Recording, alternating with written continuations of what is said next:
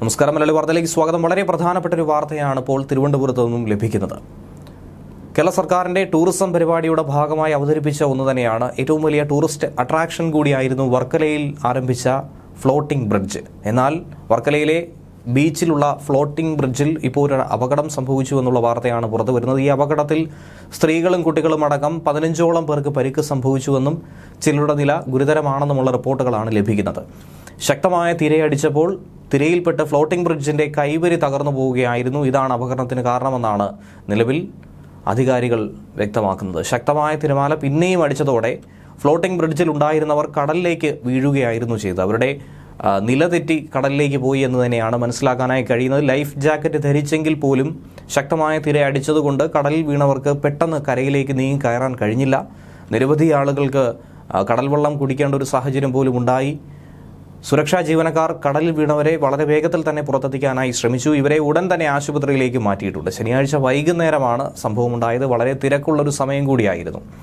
ജില്ലയിലെ ആദ്യത്തെ floating bridge എന്ന രീതിയിൽ തന്നെയാണ് 2023 ഇതിന്റെ ഉദ്ഘാടനം നിർവഹിച്ചത്. ഡിസംബർ 26 തീയതിയായിരുന്നു ടൂറിസം മന്ത്രി കൂടിയായ PM മുഹമ്മദ് റിയാസ് ഇത് ഉദ്ഘാടനം ചെയ്തതും. കേരളത്തിന്റെ ടൂറിസം മേഖലയ്ക്ക് വലിയൊരു മാറ്റം കൊണ്ടുവരാനും പുത്തൻ ഉണർവ് സമ്മാനിക്കാനും ഇത് കാരണമാകുമെന്ന് അദ്ദേഹം അന്ന് പ്രഖ്യാപിച്ചതും. സംസ്ഥാനത്തെ 7ാമത്തെ ഫ്ലോട്ടിംഗ് ബ്രിഡ്ജായി തന്നെയാണ് വർക്കലയിലെ ഇത് ജനങ്ങൾക്കായി സമർപ്പിച്ചത്. തീരത്ത് നിന്നും കടലിലേക്ക് ഏകദേശം 100 മീറ്റർ നീളത്തിലും 3 മീറ്റർ വീതിയിലുമാണ് ഈ കടൽപ്പാലം ഒരുക്കിയിരിക്കുന്നത്. തിരയടിക്കുന്നതനുസരിച്ച് കടൽപ്പാലം തിരയോടനുസരിച്ച് ഇങ്ങനെ മുങ്ങുന്നതും പൊങ്ങുന്നതുമായിട്ടുള്ള ഒരു കാഴ്ച, അത് വലിയ അനുഭൂതിയാണ് ജനങ്ങൾക്ക് നൽകുന്നത്. കടലിന് മുകളിൽ പൊങ്ങിക്കിടക്കുന്ന പാലത്തിലൂടെ തിരമാലകളുടെ ചലനത്തിനൊപ്പം സഞ്ചരിക്കുമെന്നതാണ് ഇതിലെ ഒരു പ്രധാനപ്പെട്ട ആകർഷണം എന്ന രീതിയിൽ ജനങ്ങൾ നോക്കിക്കണ്ടത്. സഞ്ചാരികൾക്കത് ഇഷ്ടപ്പെട്ടത്. പാലം ചെന്ന് അവസാനിക്കുന്ന സ്ഥലത്ത് നിന്ന് കഴിഞ്ഞാൽ അനന്തമായ കടലിനെ നോക്കി കാണാനും അതുപോലെ തന്നെ വളരെ മനോഹരമായ കാഴ്ചകൾ ആസ്വദിക്കാനും സാധിക്കും.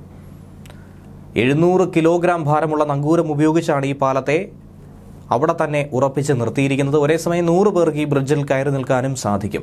രാവിലെ 11 മണി മുതൽ വൈകുന്നേരം 5 മണി വരെയാണ് ഇതിലേക്കുള്ള പ്രവേശനം.